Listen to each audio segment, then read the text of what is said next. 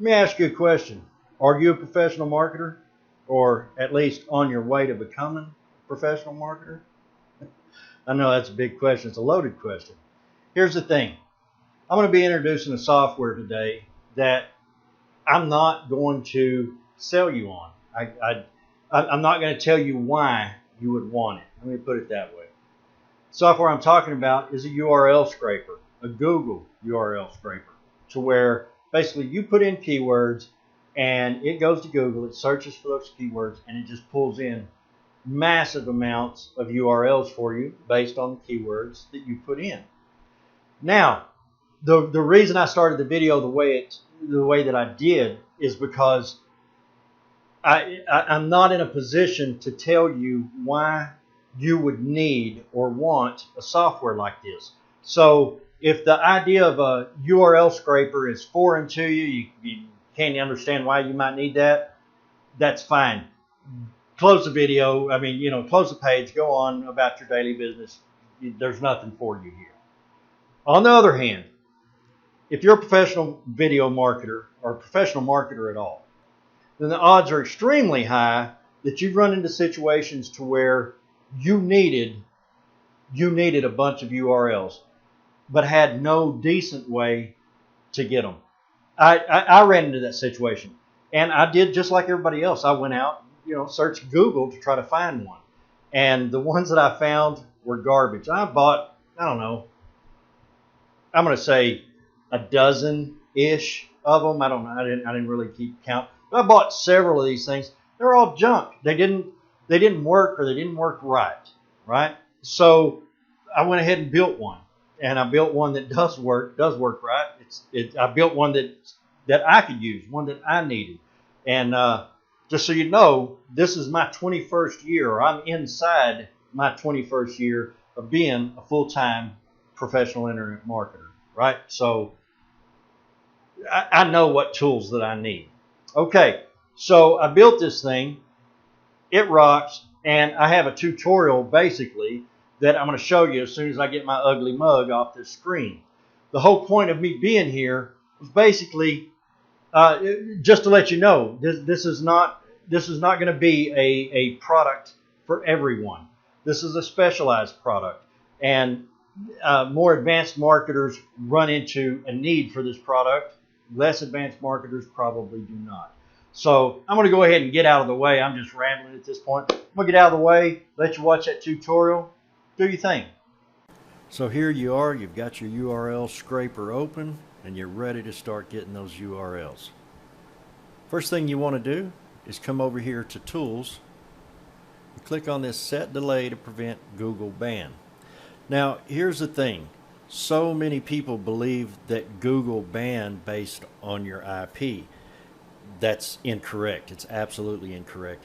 They're actually doing a network ban, and what they're really doing is copying your MAC address from several different MAC addresses from the hardware on your computer.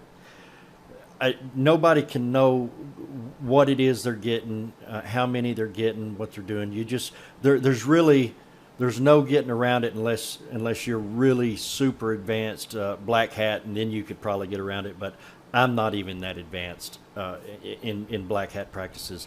The fact is, they're doing a network ban type of thing, and it's just part of life when you're scraping Google. So when we set this delay, we are greatly enhancing our odds of not getting the Google ban in the first place. Okay, so go ahead and click that, and you've got options from 3 down to 20 seconds. You can't even see that 20. You got options from 3 to 20 seconds, or 0 to 20 seconds. Okay. Now this thing defaults at 0, so if you don't do this, then there's not going to be any delay, and you're almost guaranteed that you're going to get a Google ban pretty quick. Now don't let a Google ban scare you or freak you out. It's extremely common, especially for internet marketers who use automation. It happens all the time. It's nothing to get worried about whatsoever. The way their system is set up is that little ban will auto expire anywhere from several minutes up to several hours. When I experience Google bans, I just turn it off and wait till later that evening or something like that before I set it running again. So you set this wherever you want it, whatever kind of delay you want on it. Now here's the key.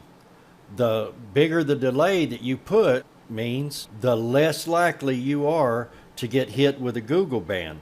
But that also means the slower you're actually pulling in URLs, right? So especially if you're going to be getting just a massive volume of URLs, then you're going to need to plan on having this running for quite a few hours, right?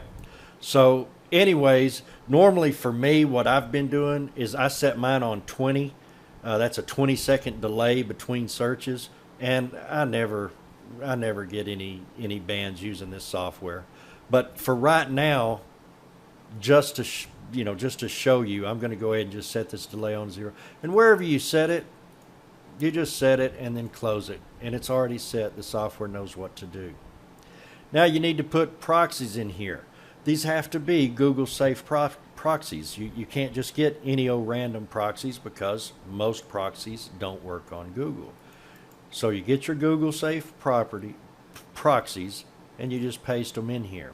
Now here's the thing, if you don't have any Google safe proxies, if you'll click on extended menu and then go to private proxies, you'll go to who I use and set it to the amount. Like for me, whenever I'm running this, I'll generally do 25 proxies, unless I'm doing a really massive scrape, and then I'll run 100 proxies. But 25 is generally fine.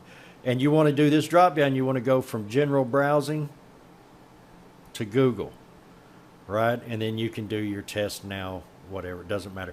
This is what you want to buy, right? You want to get Google safe proxies. So once you've got your proxies in there, now you need to select your keyword file. This is obviously your list of keywords that you want to get your URLs for. I'm going to take this to desktop, my keyword list. And your keyword list needs to be just a plain text file with one keyword or keyword phrase per line, right? So there's my keyword list. Now, this is where do I want to save these URLs to that I get. So I'm going to do this. I'm on my desktop already. So I'm going to tell it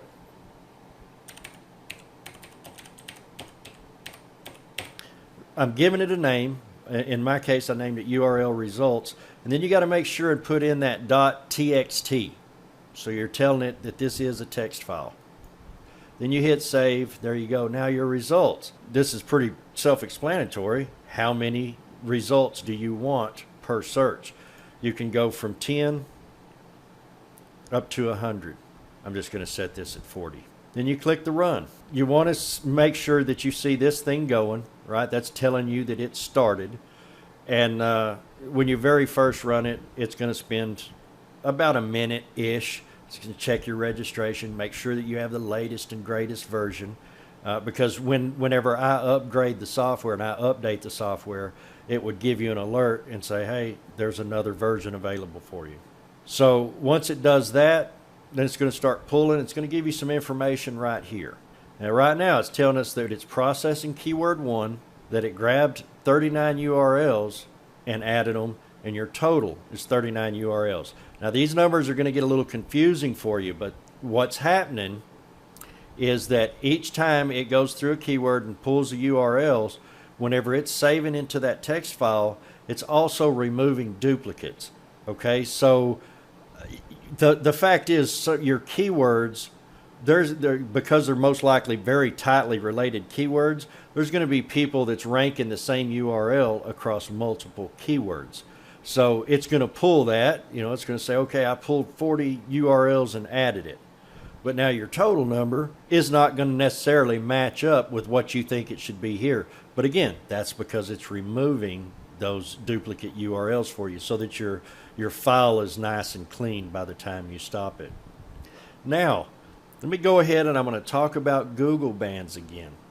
As you're running this software and it's using your proxies, down on the lower right hand side of your screen, if your proxy fails, it's going to give you a little alert to let you know.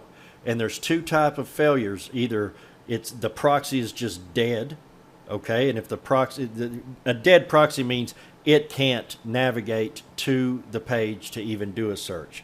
So when you're getting alerts for dead proxies, well, that means you need to change out your proxies if you're getting a whole lot of those. Now, if it comes to a proxy that's dead, it's just going to go ahead and remove that from your list for you so that it doesn't keep hammering it, right? It's just going to take that out. Now, the other type of proxy failure, it's going to tell you it was a Google failure. Now, if it's a Google failure, you need to start watching, right? Because if you get one Google failure, oh, that may be fine. It may just keep right on going. But if it's a Google ban, well, then it's going to start burning through your proxies, because Google is, now that they've tracked your computer, they've tracked your network on your computer. What's going to happen now is no matter what proxies you're using or anything else, it's just going to keep on failing because they've already tagged your machine. So you would start burning through your proxies real quick until all of a sudden you had no proxies left, right? So if you start getting one after the next, you're getting Google failures, that means that you've got a ban. You got hit with a ban. Just stop the program. Just come over here, stop the program, close it out, go about your business, and come back a few hours later, because usually it's just a few hours max before it's all okay again. And if you do that, I would suggest that you'll set your delay, of course, at a higher number, right? Like I said, I do mine at 20. But anyways, that's all there is to it. You're going to sit here and run this thing, and it's going to save those results wherever you told it to save them. And you're going to get just loads and loads, tons and tons of URLs. Now, here's another little tricky thing about Google that so many people don't know. All keywords are not created equally. Google will flag some keywords as bot activity, right? They'll say, oh, this is one of our trigger keywords. And it doesn't matter if you were just in your regular browser typing that keyword into the search engine, or if you're using software. It doesn't matter. If somebody searches that keyword, they do the little Google ban on it, right? Nobody has any idea how many keywords, what they might be, anything. But that's the point of us always seeing what keyword we're on. So let's run through a scenario again. Let's say that you ran it and you started noticing Google bans and it's eating up your proxies. So you say, okay, I'm going to go ahead and just stop this and I'll come back tomorrow, right? So tomorrow you fire up the program again, you start running it, and all of a sudden you run into the same thing. There's your hint right there. There's your thing. So you want to run the software, you want to watch it, and if it, for example, it gets to keyword number 10, and then all of a sudden you start getting those bans, that's telling you right there, the 10th keyword in your list, that's setting off that trigger in Google that's causing them to do the instant ban. So you just open up your keyword list, remove that keyword, and now run your software again, and it's probably going to be fine. Google's not crazy about it. I mean, they don't have like massive volumes of words that do this, but they do have them, right? And some niche, like the web hosting niche, it might have more of those trigger keywords than, the dog walking niche or whatever. You understand? So don't let these things panic you. These are things that we as marketers simply have to deal with. So if you run into that situation, just take out that keyword. If you're not sure really which one it was and you're working off a big list of keywords, it's not going to kill you. Go ahead and just take out, 5 or 10 keywords. Take out all the keywords in that area and let it keep going, right? Because your goal is to continue and to get as many URLs as you can, and this will do it. You just gotta, just kind of use your head as you're using the software. It's doing all the work, but you still have to do some of the thinking there. So that's it. There you go. Successful run. Okay, you just seen the tutorial. You've seen what the software is, what it does. All right. Here's the thing, though. I'm not going to leave this live very long. Now, if you have bought many products from me over time, you know that I really don't leave them out open to the public very long. what I'll tend to do is I'll release them to the public, get everybody a chance to get it, but then I pull that software and I go ahead and I put it into my private membership. Okay, now here's the deal. I am not going to leave this software available to the general public very long. The reason why, it seems obvious to me as a marketer, because I had mentioned to you earlier how I went out, I started trying to buy a good URL scraper and just couldn't come across anything that was really decent. It didn't. I mean, I bought them. I don't know what the cheapest one I bought really was, but the most expensive one I bought was a little over $200. None of them worked right. None of them really gave me what I needed for a long-term solution.